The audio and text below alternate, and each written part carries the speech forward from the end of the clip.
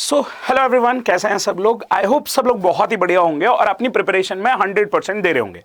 So now it is the peak time, high time है जब एक स्टूडेंट को हर एक पॉइंट में जहां पर भी लगता है कि उसकी प्रिपरेशन में कोई भी फ्लॉ आ रहा है तो उसको इरेडिकेट करना चाहिए। तो बहुत सारे स्टूडेंट का रिक्वेस्ट था कि सर हम लोग चाहते हैं कि कम समय में हम कैसे कोई भी टॉपिक को कवर कर सकते हैं ताकि हम उस टॉपिक को कवर किया और फिर हम उससे रिलेटेड क्वेश्चंस को इंप्लीमेंट कर लें। मैंने बोला ठीक है।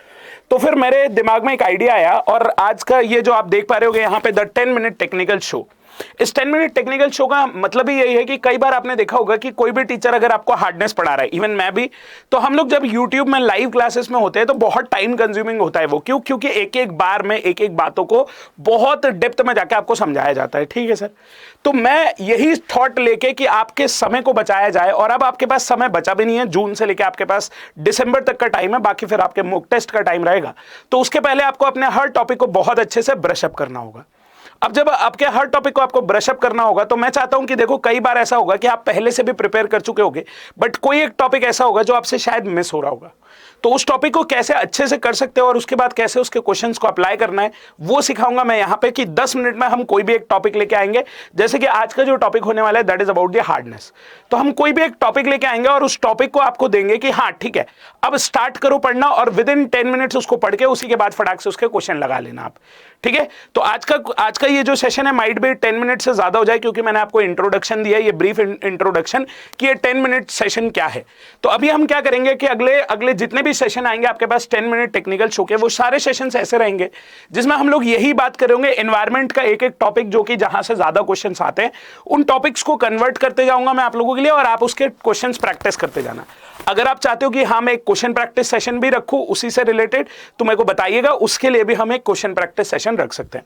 तो चलिए आइए आज के इस वीडियो को देखिएगा और मेरे को कमेंट बॉक्स में बताइएगा कि क्या आप इसी तरीके के सेशंस चाहते हैं या नहीं चाहते। ठीक है। तो मैंने बोला सबसे पहले हम बात करें आज 10 मिनट टेक्निकल शो में हार्डनेस के बारे में आज हम बात करने वाले हैं। Now the thing is definition, what is hardness. तो हार्डनेस के बारे में कोई भी अगर आपसे बात करता है तो आप बोल पाएंगे कि it is the concentration of multivalent cation. तो ये क्या होता है? मल्टीवेलेंट कैटायन का कंसंट्रेशन होता है in water which is referred as hardness. तो मल्टीवेलेंट कैटायन मतलब क्या? तो मैंने बोला यहाँ पे अगर आप देखेंगे तो मल्टीवेलेंट कैटायन मतलब जैसे कि हो गया आपका Ca2+, जैसे कि हो गया आपका Mg2+, जैसे कि और अगर मैं बात करूँ तो जैसे Al3+ हो गया, जैसे Cu2+ हो गया, Fe2+ हो गया।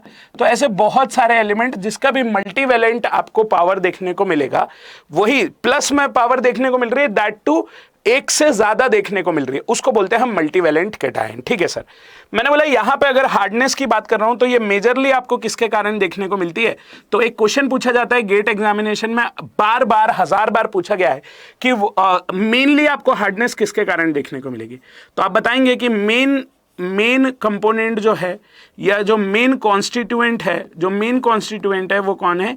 यही है आपका मेन कॉन्स्टिट्यूएंट। ठीक है सर, है ना। तो ये मेजर कॉन्स्टिट्यूएंट है, ये माइनर कॉन्स्टिट्यूएंट्स आपको देखने को मिले।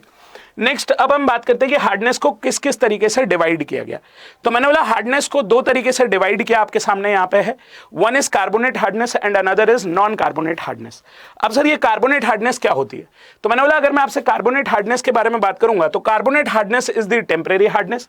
तो कार्बोनेट हार्डनेस को हम क्या बोलते हैं? टेम्परेरी हार्डनेस बोलते हैं। तो carbonate hardness is the temporary hardness caused by the carbonate and bicarbonate of multivalent cation. तो किसके कारण आपको देखने को मिलेगी?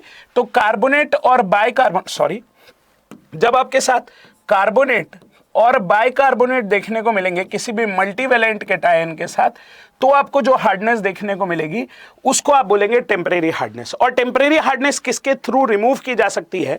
तो आपने बोला it can be removed either by simple boiling, या तो आप सिंपल बॉइलिंग करो तो इसको रिमूव कर सकते हो, या by adding lime in it. बस आप लाइम ऐड कर दो तो लाइम ऐड करके भी आप टेम्परेरी हार्डनेस को रिमूव कर सकते हो। नेक्स्ट बात करते हैं नॉन कार्बोनेट हार्डनेस क्या होती है। तो मैंने बोला non carbonate hardness is the permanent, ये जो होती है non carbonate hardness, it is the permanent hardness, इसको बोलते हैं परमानेंट हार्डनेस। और ये किसके कारण देखने को मिलती है? तो यहां पे हमारा थोड़ा सा वो बिगड़ गया है, फॉन्ट की वजह से थोड़ा सा बिगड़ गया है।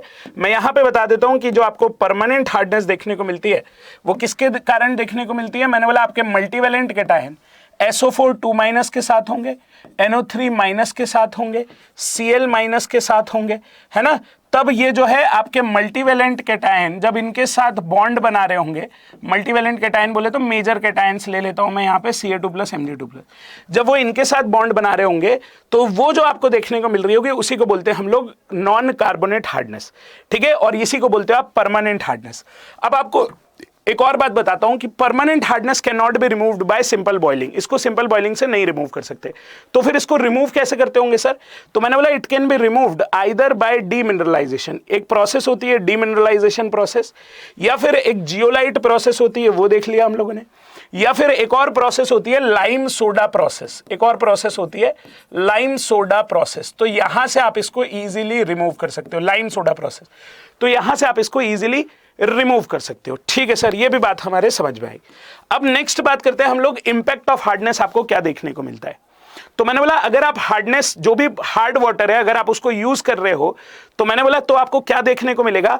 तो first is leather formation is less, आपका झाग कम बनेगा और जिसकी वजह से सोप का कंजम्पशन बढ़ जाएगा, जो कि पहला पॉइंट बता रहा है। दूसरा पॉइंट बता रहा है कि अगर पानी में हार्डनेस प्रेजेंट होगी तो it will cause the incrustation in the pipe, ठीक है। अगर पानी में हार्डनेस होगी तो hardness in the water makes the food tasteless, पहले तो फूड को टेस्टलेस बनाता है and leads to corrosion and incrustation in the pipe.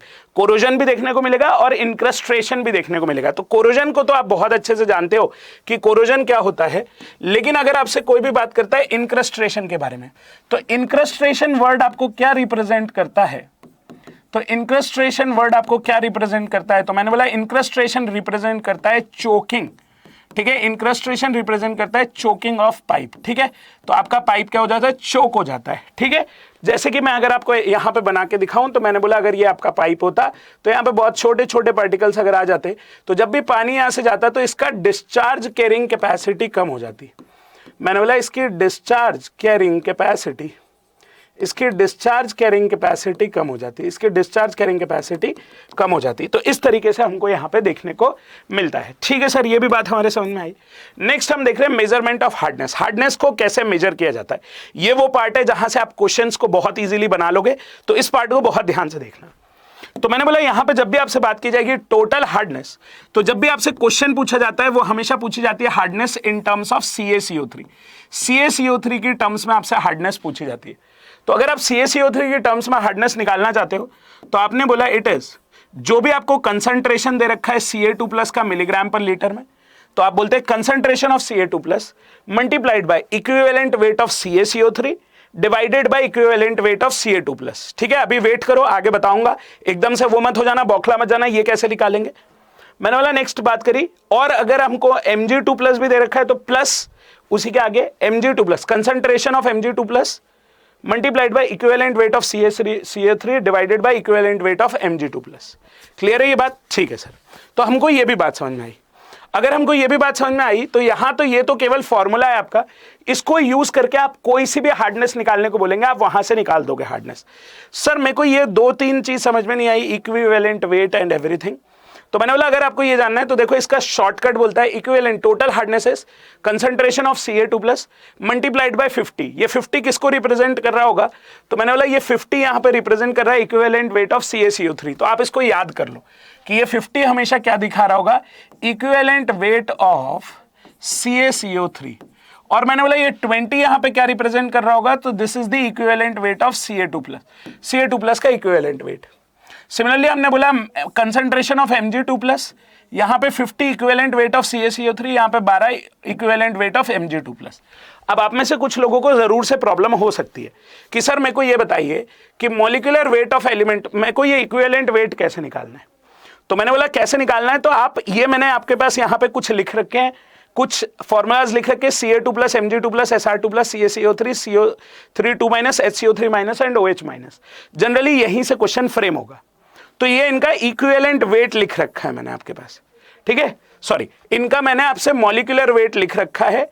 अब आप क्या करेंगे, इक्विवेलेंट वेट आपको निकालना होगा। तो मैं यहां पे लिख देता हूं आपके पास कि इक्विवेलेंट वेट अगर आपको निकालना होगा तो आप क्या करेंगे, जो भी गिवन वेट होगा इसका, जो भी मॉलिक्यूलर वेट होगा, सॉरी जो भी इसका मॉलिक्यूलर वेट होगा डिवाइडेड बाय वैलेंसी, जो भी इसका मॉलिक्यूलर वेट होगा उस पॉइंट ऑफ टाइम पे divided by valency divided by valency will give you equivalent weight. क्या देगा ये आपको? इक्विवेलेंट वेट देगा। तो मॉलिक्यूलर वेट अपॉन में valency will give you equivalent weight. ठीक है, ये बात समझ में आई सबको? ये बात समझ में आई सबको? तो इस तरीके से हमको यहां पे क्वेश्चन को सॉल्व करना है। तो बस आपको यहां पे कंसंट्रेशन बता दे वो कि 50 मिलीग्राम पर लीटर ये प्रेजेंट था, तो बस मल्टीप्लाइड बाय 50 डिवाइडेड बाय 20, इसका बता दिया 30, तो 30 मल्टीप्लाइड बाय 50 डिवाइडेड बाय 12, तो जो भी आंसर आएगा विल बी दी हार्डनेस। अब आपने ये तो सीख लिया, तो फिर अब ये है कि हार्डनेस को पता कैसे करते हैं, है ना? अगर लेबोरेटरी में बात कर रहे हो तो हार्डनेस कैसे पता करेंगे? तो मैंने बोला हार्डनेस जो पता की जाती है वो टाइट्रेशन से पता की जाती है। तो hardness is determined by titrating the sample. Titrate किससे करते हैं? मैंने बोला वर्सनेट सॉल्यूशन से टाइट्रेट करते हैं, और EBT as a indicator use किया जाता है। मैंने हाईलाइट किया ताकि आपको याद रहे। तो वर्सनेट सॉल्यूशन की बात करते हैं, EBT as a indicator use करते हैं। सर वर्सनेट सॉल्यूशन क्या होता है? वर्सनेट सॉल्यूशन होता है ethylene diamine tetra acetic acid. और ईबीटी क्या होता है? तो मैंने बोला एरिक्रोम ब्लैक टी। अगर कोई पूछेगा इसका ओरिजिनल कलर बताइए, तो आप बताएंगे कि इसका जो ओरिजिनल कलर होता है वो ब्लू ब्लैक कलर का होता है। ठीक है, इसका ओरिजिनल कलर जो होता है वो ब्लू ब्लैक कलर का होता है। जब भी टाइट्रेशन परफॉर्म किया जाता है, एक और वर्ड सुन लो, जब भी टाइट्रेशन परफॉर्म किया जाता है तो इनिशियली आपको जो कलर देखने को मिलता है, इनिशियली जो कलर देखने को मिलता है वो वाइन रेड कलर देखने को मिलता है, और एट द एंड मैं अगर बात करता हूं टाइट्रेशन के तो आपको ब्लू ब्लैक कलर देखने को मिलता है। तो end of picture blue black colour, initially wine red colour. ठीक है, तो ये सारी बातें थी हार्डनेस के बारे में। अब आप हार्डनेस का कोई भी क्वेश्चन ट्राई करके देखोगे, आपसे जरूर बनेगा। ठीक है, ठीक है। दूसरी बात, मैं अभी एनवायरमेंट ही पढ़ा रहा हूं आपको पेड बैच में। अगर आपको लगता है कि yes he is the worthy one who can describe me environment in a very easy way, who can take me out from the crowd, जो मेरे को भीड़ से बाहर निकाल सकते हैं, तो आप मेरे को ज्वाइन कर सकते हो। 14 जून से ये बैच स्टार्ट हुआ है, आज माइट भी 16 या 17 होगा, तो आप मेरे को ज्वाइन कर सकते हो। ठीक है, यहां पे ये जो बैच का टाइम है ये 7:30 नहीं है, 8 बजे से 10:30 बजे तक आपकी क्लास चलती है। 2.5 घंटे की क्लास होती है। You can come and test it. आपको लगेगा यार क्या तो गजब पढ़ाया जा रहा है। ठीक है, तो this is all for today. Subscribe करना मत भूलना, चैनल को जरूर से जरूर सब्सक्राइब करो, लाइक करो, और मेरे को बताना कमेंट बॉक्स में क्या आपको ये 10 मिनट शो में मजा आ रहा है। अगर मजा आ रहा है तो मैं आपको बोल रहा हूं कि ऐसे और भी कंसेप्चुअल पॉइंट आपके पास आते रहेंगे। Till then bye bye, thank you so much.